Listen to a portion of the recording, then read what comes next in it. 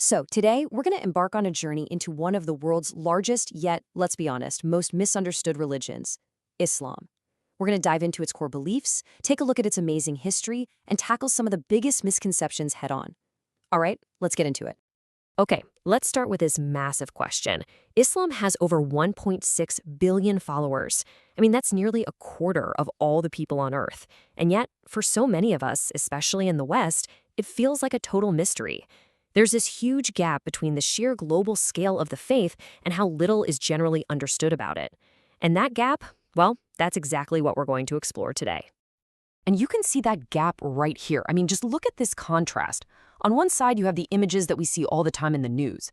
On the other, you have what the word Islam actually means. It comes from salam, which is the word for peace. It means peaceful submission to the one God. And bridging that disconnect is what this is all about. To really understand that disconnect, you've got to start at the foundation, right?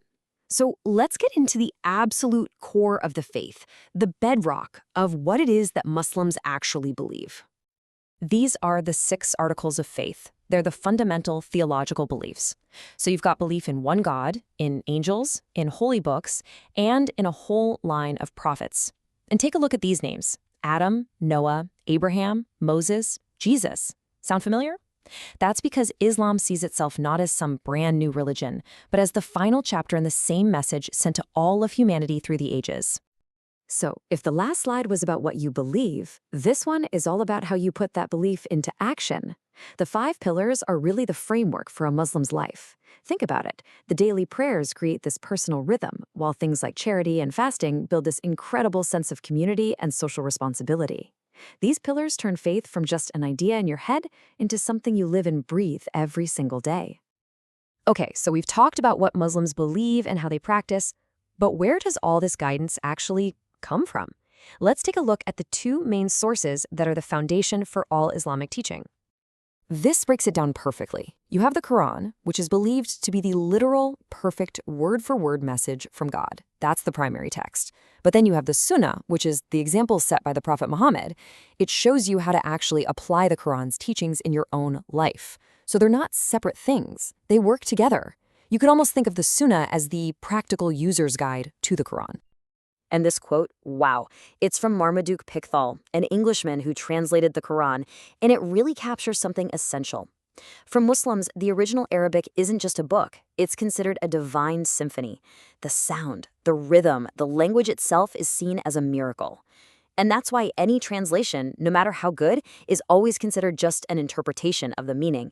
It can never replace the power of the original. Okay, let's shift gears a little.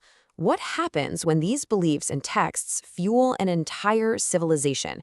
We're about to look at the massive and frankly often overlooked contributions that came out of the Islamic world.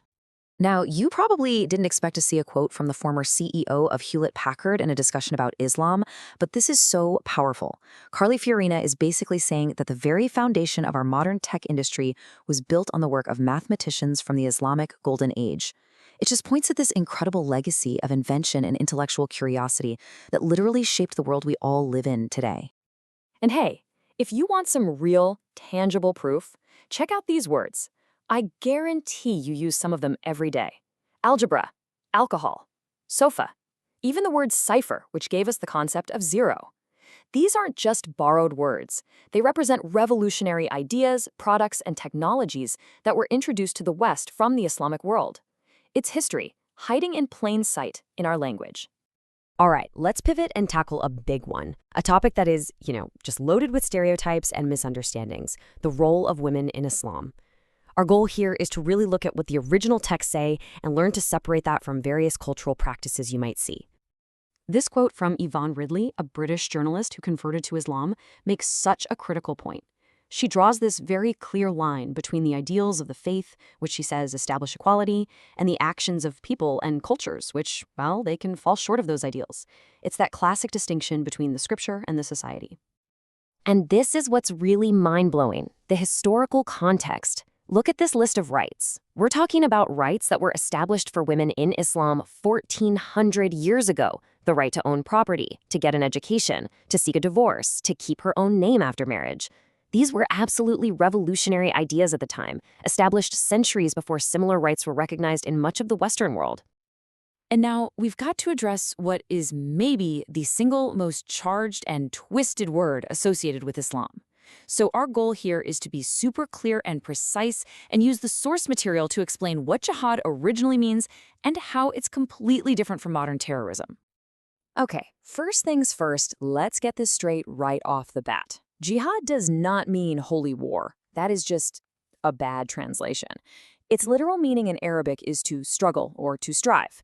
And, Islamic scholars will consistently tell you that the highest, most important form of that struggle is the internal one, the daily, personal effort to become a better human being.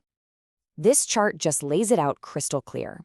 On the left, you have the strict, centuries-old Islamic rules for a just defensive war. It has to be declared by a legitimate state, it has to be in response to aggression, and it explicitly forbids killing non-combatants. Now look at the right.